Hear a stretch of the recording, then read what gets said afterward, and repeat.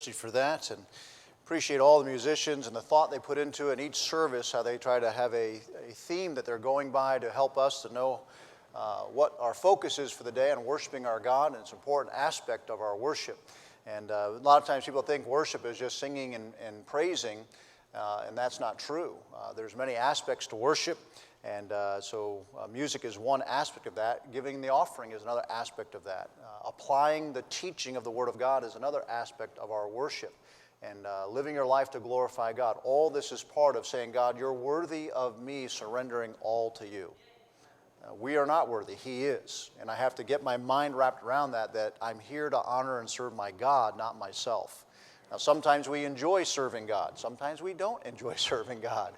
But it does not matter whether we find joy in every detail of it or not. We're to serve God with our life. And so I appreciate all the people that make it possible for us to come and to worship God together here. And today we're going to be talking about dads, and we'll be looking at biblical principles and more of a topical message here today, but I think something that will still be encouraging to you. So if you're a mom, don't check out. You need to hold him accountable after this. So take very good notes so you can say, you remember what he said? Do this. No, don't do it that way.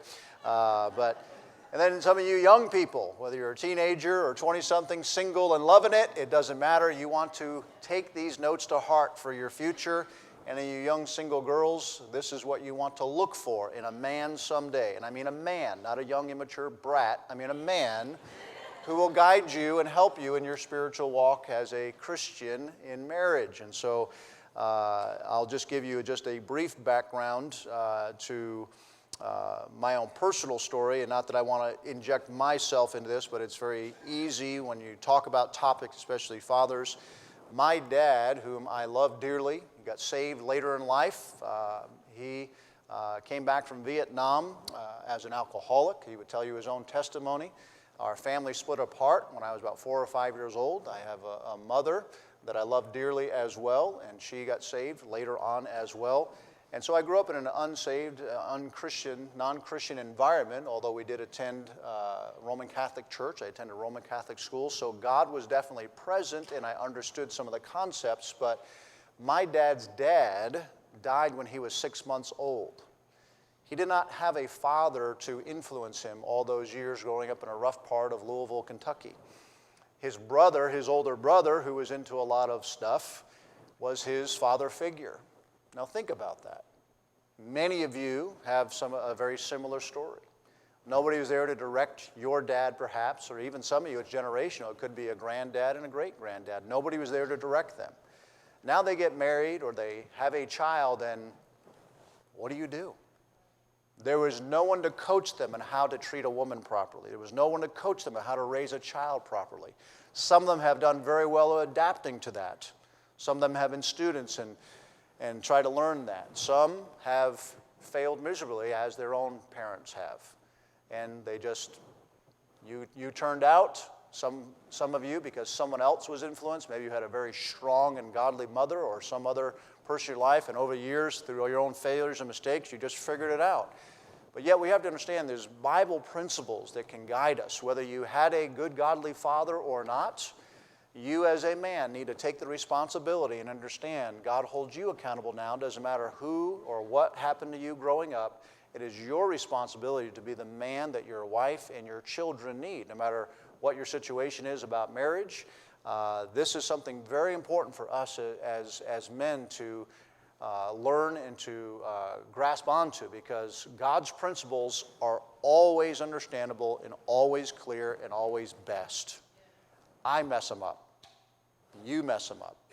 We can't blame God. Well, it doesn't work for me the way it worked for you. Stop. Be quiet. Yes, it does. You just have to put the effort into it. And so we must understand that as we're looking to the Scripture today, we quoted it or it was read to us earlier, Proverbs 22, verse number 6, train up a child in the way he should go. And that's generic term, he or she should go. And when he is old, he will not depart from it.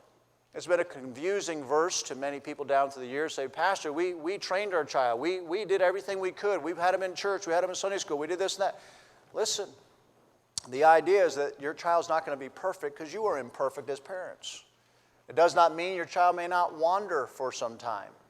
but it may mean exactly that the things that you instill in them with the right principles, the right care, the right type of personality will come back to that child in time and hopefully guide them back to God and a walk with God. There are some children that never wander, never waver, and they've got it. They understand it. There are others that do wander and waver and perhaps may never even come back. Does not mean that God's principles aren't true. It just means that something got interference happened along the way. And so you might have done everything in your power to be the best parent possible, but yet sometimes we have rebellious kids. Sometimes we have kids that have other influences that are stronger than yours or longer than your influence has been in their life. And yet if they don't submit to God, then they're not going to submit to you either. They may put up with you for a while, but then they'll do their own thing and can't wait for their escape.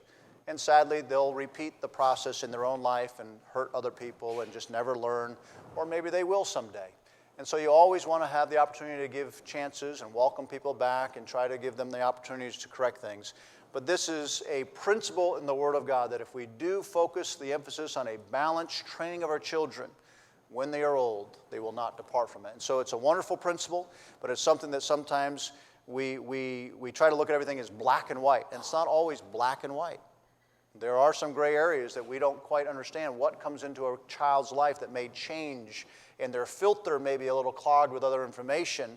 That you did your best, but sometimes they still make their own decisions. So we do our best as parents. But let me just start with a couple illustrations. My wife and I were preparing. We had a teen activity here on Friday night, and we were over at the Walmart in Waterford. Don't you love Walmart? You find interesting characters there. But anyway, so we're at the Walmart the other day, and as we're walking around, my wife went to one end of the store, I went to the other end of the store. I told her, I'll meet you right here at this particular register or wherever it was. And I said, so when you get done, I'll meet you back over here. Well, she was off in the food section, I was off in another section, so I went and stood at my post, and I'm waiting. I got people walking by me, and finally some people that thought they were the authority figures come over and, sir, can we help you? That happened to me twice while I was waiting for my wife. Like, I've never had people at Walmart ask if they could help me. I was like, it's like, no, I'm just waiting for my wife. And the one guy just smiled. He goes, yes, I see this a lot. And he walked away. And then the other lady just looked at me and stared at me and said, okay, well, if you need help finding her. And I was like, you don't even know what she looks like. You don't know who she is. Like, anyway, she was nice. And I was like, well, thank you. Well, a little while later, my wife comes, and so we start walking together. And I told her, I said, oh, you missed it. I said, I love it. There was a kid on a bicycle all by himself. And I'm looking down, waiting for you. And I just see this kid zoom by on a bicycle. Now, you have to understand, that was me as a kid. And I was just like, it was a bicycle that looked like a motorcycle, had training. This kid was about 4 years old. And the aisles there are about 10 feet wide, and there was a big intersection. People are kind of stepping back, and this kid just zooms right by. I'm thinking, this is awesome. So I'm waiting to see a little parent jog after him. No parent, no people. Everyone just moving around watching this kid ride the bike. And I'm thinking, okay, pretty cool. So we go on. I met up with Bonnie. A little while later, maybe 5 minutes later, this guy comes walking very briskly, speaking in a broken accent, and somebody says, sir, is everything okay? Again, another helpful Walmart person. And he said, I'm looking for my child. And I said, oh, would that be the kid that rode by here a little while on the bicycle? And he just stared at me, and he turned the corner, and 2 Walmart workers were walking this kid back without the bicycle, trying to find his father. I have to tell you, I love those stories. I think those are awesome. They're fun, and kids are fun sometimes. I remember my mom, and she's not here today. If she's listening live stream, I might get in trouble for this, but she's down and visiting my sister. And so my mom would make me go to the store with her as a kid. I hated going to the store. Now, some kids like going to the store. I hated going to the store. I would rather stay outside and play. I'd play until they made me come in the house. I was outside all the time. So she'd make me go to the store, and I said, okay. I tried to learn to bargain as a kid. Can I go to the toy section when you're in the ladies section? Mom, there's some things that boys should just not see or know about yet, okay? Just, you go there. And so I would go to the toy section while she was in a different section of the store and shop around. I know today it's taboo to do this kind of stuff, but I did, and it was a little safer maybe back then. And so I'm in the toy section and doing all that. Well, sometimes I would drift over maybe to the tool section and then some other section. And a little while later over the intercom, will John Ludka please come to the customer service desk? Your mother is waiting for you. And that would happen sometimes I didn't hear it because I was occupied acting out Star Wars or something in the aisle or playing with something I was supposed to be touching. And So finally, I heard it, and I was like, oh, and then I was like, what's a customer service? I mean, I'm a kid. I was probably 5, 6 years old. I don't know. And so finally, find my way to a main aisle, and I would catch up with my mom. And she would say, don't ever do that again, which that was something she said a number of times. And so anyways, I caught on very quickly. After I was done playing in the toy section and Mom wasn't around, I'm thinking, well, I'm done. I learned what the customer service desk was all about. Can you page my mom? She's lost. Can you tell her that her son is waiting for her? And so, sure enough, they would be, will the mother of John Ludka please come to the customer service desk? Your son is waiting for you. Which a little while later, Mom would show up and give this little smirk like the customer service agent might have thought it was sweet. I knew I was in trouble. And she would just say, thank you very much, and then squeeze me harder and harder as we walked away. I'm thinking, don't you ever do that to me again. So that's just kids. Kids are great. We do weird things, but there's a training process. And there's learning, and there's adapting, and there's things that go on. But you need parents to direct you in life. And so sometimes parents teach us the wrong things, and that's very true. Sometimes parents teach us the right things, and that's very true. Here the Scriptures is talking about the idea of training up a child and the idea of instructing them and disciplining them in a way that they should go. It's not foolproof, but you train them in the way that they should go, and when they are old, they will not depart from it. And so we hope there's a time where even when they're outside of our home, outside of our sight, when they're with other adults or with other kids, they'll make the right decisions because you've trained them to do so. Now let me tell you that as a Christian, I would assume most people in here today are Christians. You desire to follow God's principles. The added benefit to being a Christian is they don't just have mom and dad's spirit with them when they're out. They have God's spirit with them if you introduce them to God at a young age. And now it's God's spirit saying, I don't care what your mom and dad says, that's just wrong. You shouldn't do that. And that's something that's in their heart. Now, some kids, just like they can shut off mom and dad's voice, can shut out God's voice, because we've all been there, we've all done that. But it's a much better opportunity for them to learn to obey while they're young, that voice of God, that voice of reason, that voice of conscience that tells them, listen, there are some things you should not do, there's some things that you are allowed to do outside of mom and dad's sight and vision. You want to instill that in the heart of a child while they're young.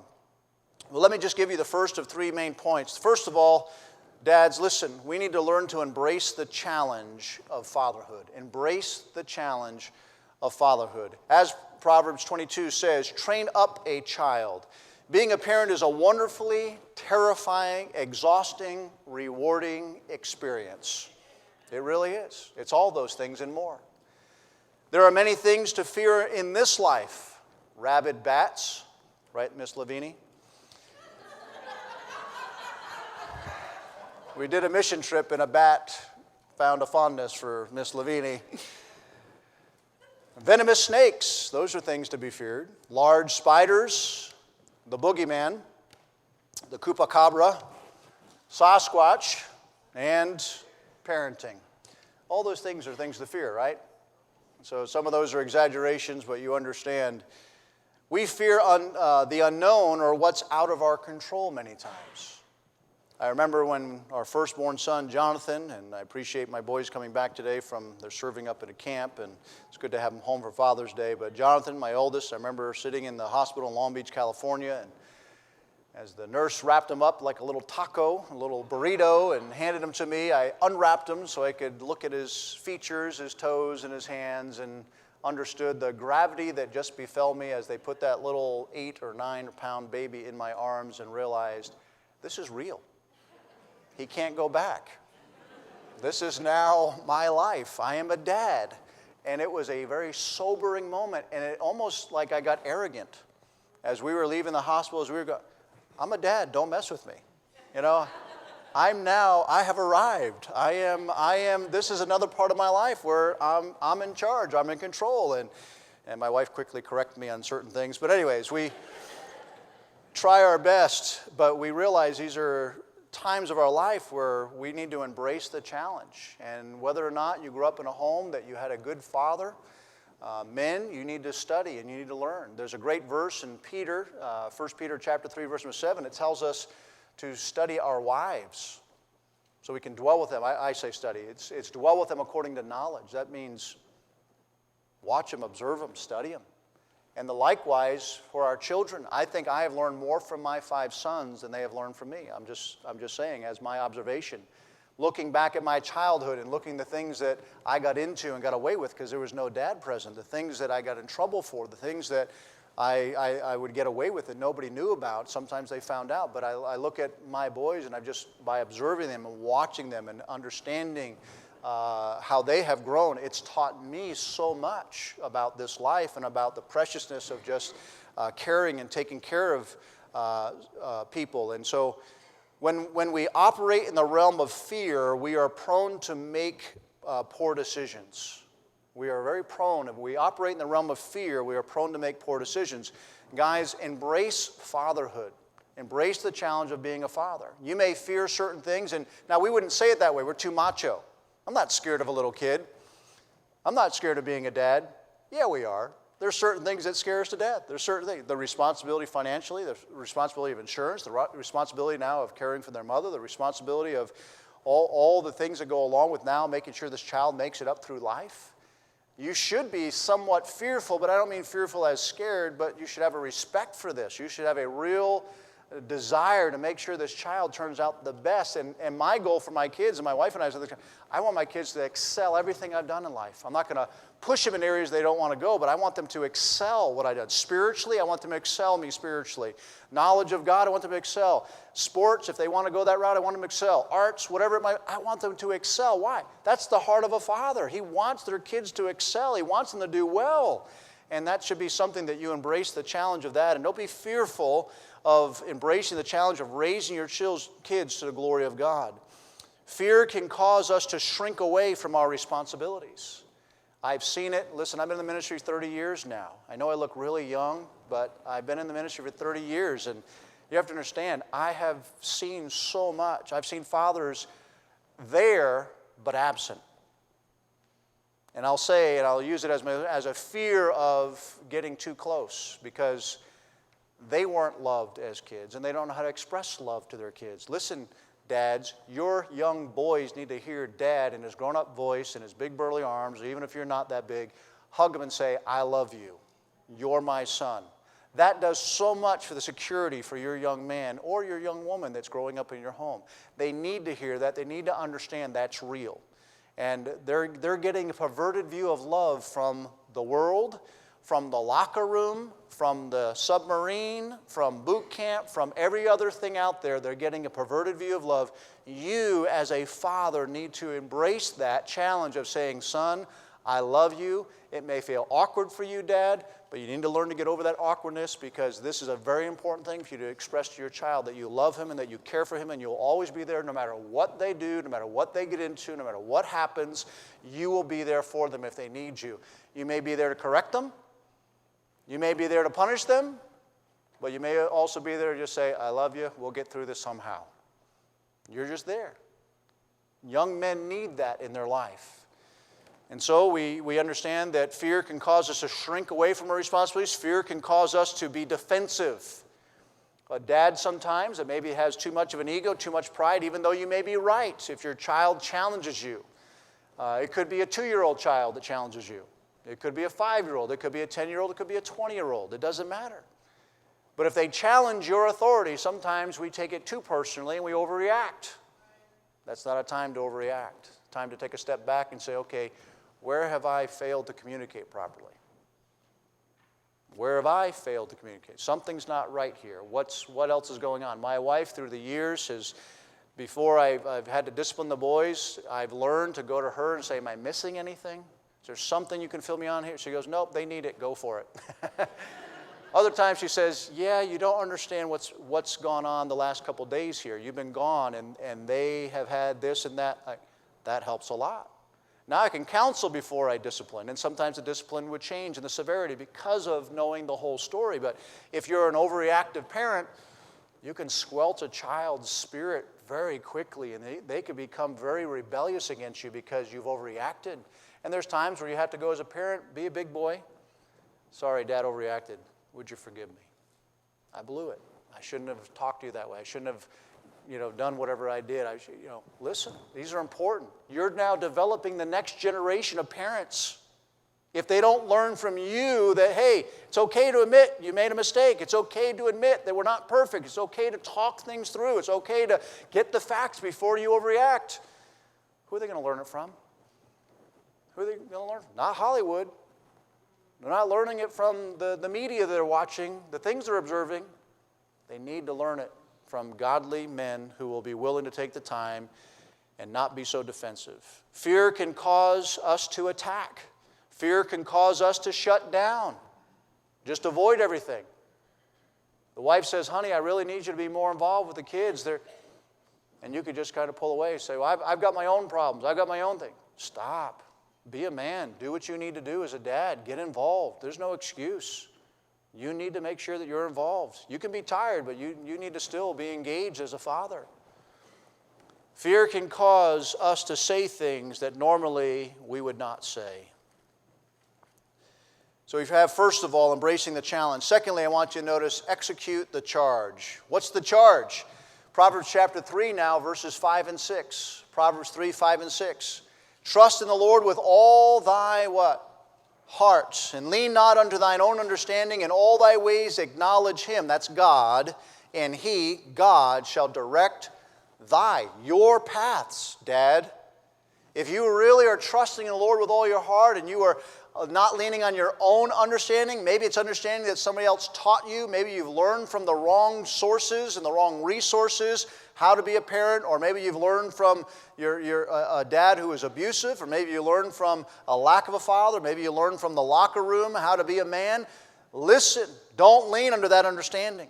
Don't lean under your own knowledge and the wrong knowledge. Lean under God's knowledge, because God is a loving God. Yes, He disciplines when we need it, but yet He is a very loving and patient and a compassionate God who will deal with you the way you ought to be dealt with.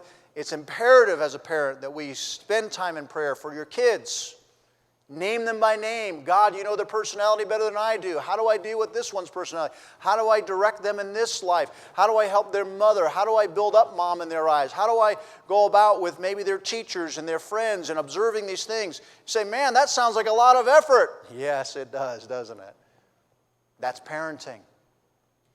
First of all, you need to embrace it. Secondly, you need to execute the charge. You are to trust the Lord with all your heart and lean not unto your own understanding. In all thy ways acknowledge Him so that He can direct your paths as a father. There are 4 directives given in this. 4 directives in Proverbs chapter 3, verses 5 and 6, and they are 3 positive, 1 negative. The first positive is trust in the Lord with all thine heart. That's a positive directive. Secondly is a negative. Lean not unto thine own understanding. Whatever it is that you've gotten from the world, or whatever it is that you've learned that is not working properly because it's wrong, you need to stop leaning on that understanding and get it out. The third one, but second positive, in all thy ways acknowledge God. And then the results, which is positive, and He shall direct thy paths. Now listen, your kids still may not like your decision, Dad. Be brave enough to still make the right decision for your family. Don't let that little 2-year-old get away with stuff, because that little 2-year-old will be 13 pretty soon and he'll still learn how to get away with stuff. Amen. It's true. We've all been there. We've all made our mistakes, but you have to understand. Learn from it. Ask God for direction. Understand that you have the ability to change and guide that child's heart, and some are tougher than others. I get that. We know. There's different personalities. But you must be willing to execute the charge that God has given to us as individuals and then apply that same charge to your parenting. Do you know that many people fear to do what they know is right to do? People fear to do what they know is right to do. What are they fearful of? Fearful of what someone will say about them? Fearful of the reaction, perhaps, of the wife or of the kids? Say, if I do this, then it's just somebody, give them what they want. It's so much easier. Uh-oh. Uh-oh. You do that too often, and guess what? It's going to come back to bite you. You're going to train up a spoiled child. And it's not the way he should go or she should go. Do you know that there is actually a fear of responsibility? Of all the different phobias out there, I don't know if I can pronounce it properly, but it's called hypogenophobia, or no, geophobia, hypogeophobia, fear of responsibility. There are some people that just don't like to be responsible for anything, so they dish it off. Hey, Dad, if you're the one, go see your mother. Oops. Dad, Mom wants you to ask this. Well, whatever your mom says, it's fine. Don't check out. Be engaged, Dad. Execute your parental rights. Don't just say, well, I'm watching a game right now. I don't have time for this. Stop it. Do what you need to do. I mean, I come home from work, I'm so tired. I come home from deployment, I'm so tired. Okay, you have a child. It doesn't matter how tired you are. This is your responsibility. Stop fearing your responsibility. Do what you're called to do. Your life in the military may go 20 years. That's rare for a lot of our guys. But your kids will be with you for the rest of your life. Maybe. They may check out on you at 18. They may check out on you at 14 or 15 before they're even gone from the home, and then when they're gone from the home, they're checked out permanently. Learn to invest in them. Kids spell love, T-I-M-E. So you understand my schedule? Oh, I understand schedules perfectly. But you need to make sure that you can spend that time. They know, they understand how busy you are, but if you give them the time and it becomes quality time with them, investing in something they want to do, that says a lot. And we've dealt with military for many years, and we've watched good and we've watched the bad patterns. You can do it. There are plenty that have done it and done it well, and you can learn how to do it well. So we have the idea of executing the charge of training up a child in the way, or trusting in the Lord in the way with all thine heart, As Christian parents, we should be willing to take time to train up a child in the way that he or she should go. There's an article that I printed out. It's from Parenting Magazine Online. And it says, when kids need their dads. Bear with me here if I just read a couple excerpts from this. We'll be done here in just a little bit. 4 decades of research and hundreds of studies have proven what should be obvious to everyone. The more involved dad is, the more successful his children will be. A father's influence can determine a child's social life, grades at school, and future achievements. Then they have a little statement, involved dads equals successful children. This is not to slight moms by any chance. They're just saying right now focus on dad. We had Mother's Day a couple weeks ago. The dad effect starts early as birth.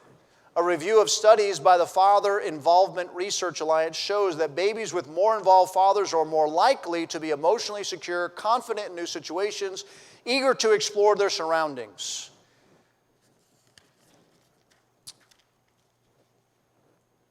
This part of it is talking about everyday activities, if possible. Although participation in balanced family leisure activities is important and needed, it was fathers' involvement in everyday home-based common family leisure activities that held more weight, catch this, than the large, extravagant, out-of-the-ordinary types of activities when examining families functioning. And so the parents would think, well, we take huge vacations, everyone. We spend all this money on Christmas. They said the majority of children that turned out very well and successful and balanced were those whose parents didn't have to do the extravagant to make up that there's little by little they were just there for their child's events, for this or that function, and explaining why they couldn't be at this, but they would come to this, and they'd make it up. Those children turned out with a more balanced approach to life than those who just had the big extravagant times. Well, don't make me wrong, kids will love that. They'll love it. But they learn to love things and not you. There's a difference. And there's different approaches. But how does a father's influence differ from a mother's? Isn't one good parent enough? Fathers and mothers have unique and complementary roles in the home, says Brett Copeland, a clinical psychologist in Tacoma, Washington. Fathers encourage competition, independence, and achievement. Mothers encourage equity, security, and collaboration. Do you understand something? God had it right when He created one man and one woman. He didn't make a mistake. He knew what He was doing. He's God. And there's only biologically one way to produce a child until they figure it out in test tubes. But there's still only one way that God intended. And he intended that there would be a different personality of a male, and there'd be a different personality of a female, and the two together would come together, agree on things, work through things. She balanced out the man balanced out the woman, and they raise up children to honor and glorify God. That's the way it's supposed to be. And we need to learn to embrace it and execute it properly in our homes. Thirdly, exemplify Christ-like example. Exemplify the Christ-like example. Colossians 3, if you have it in your Bibles, Colossians chapter number 3, verses 19 through 21. The focus here is on the men. Husbands, love your wives, and be not bitter against them. There's a whole lot more to that verse that I can't get into right now. Children, obey your parents in all things, for this is well-pleasing unto the Lord. So children, doesn't matter what your parents, unless they're abusing you, unless they're hurting you in some way, you have a right to ask for help. You have a right to seek help. But you have to understand, you are to obey your parents all the time because it's right according to God's eyes. If you're being hurt, you're being abused, and that's a different story. You have a right to ask for help. But I want you to understand that parents that are doing their best for you, raising you, paying for your needs, sustaining you, educating you, even disciplining you, even if discipline hurts, there's a difference between abuse and discipline. And again, subject for a different day. But we understand here that it goes on to say, fathers, provoke not your children to anger, lest they be discouraged. And this is important because sometimes a child will say, because of something they've done wrong, and they get mad at you for disciplining them. They can get mad all day long. Don't cop out, parents. The child still needs to be disciplined properly. Whether that's a grounding, or that's a spanking, or that's taking something away, or that's restricting them in some way, it's your call. Be balanced in what you do, but make sure you follow through. Be consistent in your disciplining of your child. Discipline does not mean abusing. Discipline means training them, directing them, instructing them. Sometimes that might be corporal punishment. If that's what you choose to use, that might be what it is. Sometimes it's a good conversation and you realize there's really no need here for further discipline. They understand it. If they do it again, that's a different story. Sometimes it means removing something that got them in trouble in the first place. There's many ways to help discipline, train your children properly. And so they understand right and wrong. They understand what they can and cannot get away with as children in your home. And you have that right as a parent. Here's another article. And this one is called Effective Child Discipline by Chip Ingram. Sociologist Reuben Hill conducted a study of thousands of teens and parents in Minnesota. Hill found 4 different parenting styles that produced different responses among children. And the 4 styles are as follows. If you were in our parenting class a couple weeks ago, or about a month or two ago, you remember these. The permissive parent expresses a lot of love, but the lack of boundaries leaves their children with a high level of insecurity. The permissive parent is the one who just says, you do whatever you want to do, doesn't correct much, just allows their child to do whatever. That develops in the heart of a child where they don't know what their boundaries are, and they become very insecure as a child. This has been proven many times over the years. There's another study that just demonstrates this. So you have the permissive parent that allows their child to just do pretty much anything, get away with most things. The neglectful parent doesn't express much love and also doesn't really care enough to discipline. What happens to these children is they're estranged from their mother and father. They feel forsaken. They get to the point where they actually feel forsaken by the parents because the parents have just checked out on them. Thirdly, there's the authoritarian parent. Doesn't express love and affection well, but is very high on discipline. Very high on discipline, but very low on expressing love and gratitude for things. And then there's the authoritative. Don't get the authoritarian and the authoritative parent confused, but the authoritative parent is one who has a balance of both. Not overbearing or authoritarian, but a compassionate yet firm authority. Clear boundaries are also very authoritarian, clear boundaries are also very loving. There's also a connection between the parent and child. A consideration that respects and honors who the child is while not compromising his or her disciplinary needs. The secular psychologist study found that a parent who balances love and discipline without compromising either produces a well-adjusted kids who maintain positive relationships with mom and dad. And there are many studies on these different topics, but I want you to understand that as fathers, we have a duty to do our own study and to understand how our children's minds work and for ourselves learn to adapt the proper type of discipline to them so that you might educate them not only spiritually, emotionally, mentally, and of course nourishing them and taking care of them physically. So we want to exemplify Christ-like example to our children. And so understanding there's permissive, which is parents who are really fearful. There's neglectful, parents who are forsaking. There are authoritarian, parents who are fighting parents. And then there are authoritative parents. These are fellowshipping parents. They really want to engage with the child. They want their child to grow properly. In conclusion, I just want you to kind of remember these three main points and hopefully the verses that behind them. Embracing the challenge, train up your child in the way he should go. Do your best as a parent. How else could I instruct my child? Having a church is a good place, but fathers, do you talk about the scriptures outside of church? Is your entertainment in line with what you would know that would help your child to grow in their knowledge of God and not in just what the world has to say? Not only do we have embracing the challenge, but we have executing the charge. Proverbs 3, 5, and 6, trust in the Lord with all thine heart.